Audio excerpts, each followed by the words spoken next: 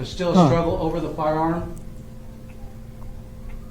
You'll see some citizens Oh my God. were out. Oh, who were also shot Jesus. There was a total of 9 rounds shot at the victim. Wow. With They one. hate you. You're gonna die. I don't want to do this. That the efforts of our team, of our investigators, bring some small measure of closure to the family and all those impacted by this. This homicide took place on January 10th, 2025 at the Burger Point restaurant at 444 West Mill Street. This brazen attack happened in broad daylight, in full view of patrons and employees who were working at the restaurant. Our investigators immediately assumed the case and worked tirelessly and quickly developed leads that ultimately identified and led to the apprehension of the suspects who orchestrated this murder. I want to publicly commend the team for their outstanding work in this case. However, I want to make it known that this is not an anomaly. Our homicide team has an 80% clearance rate, which is far significantly higher than the national average, meaning that if you commit a murder in the city of San Bernardino, there's an 80% chance that you will be hunted down and you will be brought to justice. All right. It's also critically important to inform our community that this was an isolated incident. I understand full well that when incidents like this occur, it brings a lot of fear and concern for personal safety. But there was never a general threat to the community, as we learned very quickly that these criminals targeted this victim in a murder for hire scheme that was stemming from a contentious divorce from one of the suspects, Sergio Reveles. I want to also quickly thank our partner agencies who assisted us with this investigation: the San Bernardino County Sheriff's Department, the Riverside Sheriff's Department, California Highway Patrol, the FBI, and the Bakersfield Police Department Violent Criminal Apprehension Team.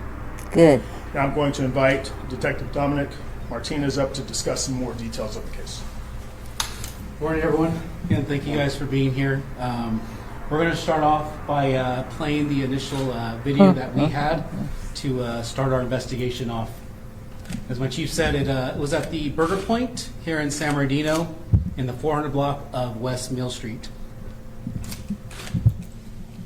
So you'll see up in the left corner there, the television, is the suspect vehicle. This is our victim walking out to her vehicle, the Mercedes SUV. That's our suspect vehicle coming up. The front passenger is going to exit the vehicle, later identified as Geraldo Llamas. Broad daylight.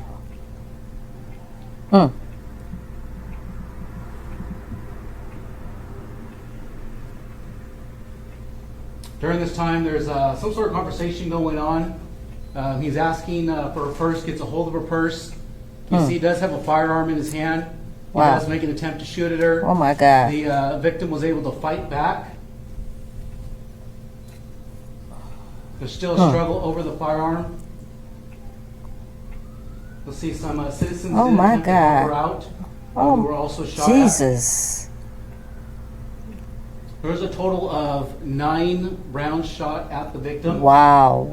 With one expanded casing, which was from the gun jamming when the victim was fighting back. My They chased her God. around the vehicle, firing multiple times at her. At this point, the victim does make an attempt to run inside the business for safety. Unfortunately, she was struck, slowed her down, and the suspect again Jesus. shot her an additional time with a fatal wound. When officers arrived on scene, they located her in the doorway, unresponsive. She was immediately pronounced deceased by Goodness. paramedics. There was a citizen who was able to provide us a license plate and description of the vehicle Good. that the suspects had fled in. And then we were also given this video surveillance immediately, which assisted greatly in the investigation. Later on during the investigation, we located this SUV, being the suspect SUV, abandoned on the east side of town in the Walmart parking lot. Surveillance in the local area was checked. The Suspects had then got into a second vehicle, which was located at another business. There we saw that the suspects had changed their clothing and went inside a business for a short amount of time, got in the second vehicle, and fled the area. Within approximately 4 hours, we had both suspects identified. The shooter, Geraldo Llamas, the driver, Arnold Ruelas, were ID'd as our suspects. The very next morning, we had our surveillance team with the Inland Regional Apprehension Team, part of the FBI, conduct surveillance on Llamas in Bakersfield, California, and then also conduct surveillance on Mr. Arnaldo Ruelas in Los Angeles, California. Horrible. We recovered the initial vehicle that they had fled in, the SUV. In that vehicle, there was evidence leading us to additional suspects and evidence with the case. So approximately a week later, Thursday, I believe the 16th of January, we obtained arrest warrants for Llamas and Ruelas. Teams with the Bakersfield and FBI teams served warrants at the Bakersfield residence, and then teams with our undercover local agencies served warrants at Ruelas' residence. So there was always one thing that we had always asked ourselves, like, what's the link between the victim and our two suspects? Just always something that was in the back of our minds. So looking at further evidence that was recovered during the initial search warrant of the vehicle and following up on leads on these gentlemen, we determined that the third suspect, Reynaldo Ruelas, was the brother of Arnaldo Ruelas. I was able to then determine that Mr. Reynaldo had worked for a Juan Perez at a local pallet company in the city of San Bernardino. The pallet company that he ran was owned by our victim, Ms. Torres, and her husband, Sergio Reveles. So there's the link that we found between all of our subjects. A search warrant then was authorized for Reynaldo's residence, and a large amount of U.S. currency was located in his house, along with a large amount of U.S. currency at Mr. Arnaldo's residence. Additionally, the suspect, Llamas, currency was located at his residence and on his person. Also, the clothing and additional evidence related to the investigation was located at each suspect's residence. So we did end up talking to each of the individuals, and then we ended up getting a lead to Mr. Perez and then Mr. Reveles.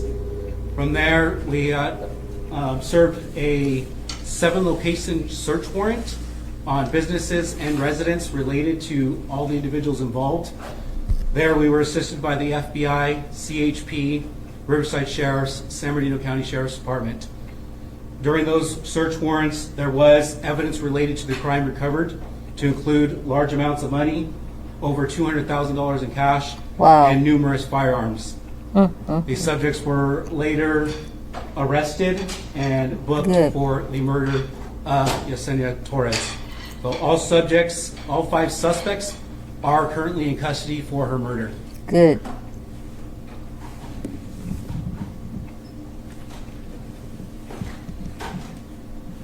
Next up to speak about the case is going to be San Bernardino County District Attorney Jason Anderson. Thank you.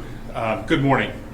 As a result of the investigation that the chief and detective have talked about, when this case was turned over to our office, the initial arrest of the first 3 defendants was on January the 16th. We filed the case on the 21st of January as to the first 3, the shooter and the 2 getaway drivers. And when we filed that case, we filed special circumstances related to those 3 individuals. That's currently where it stands.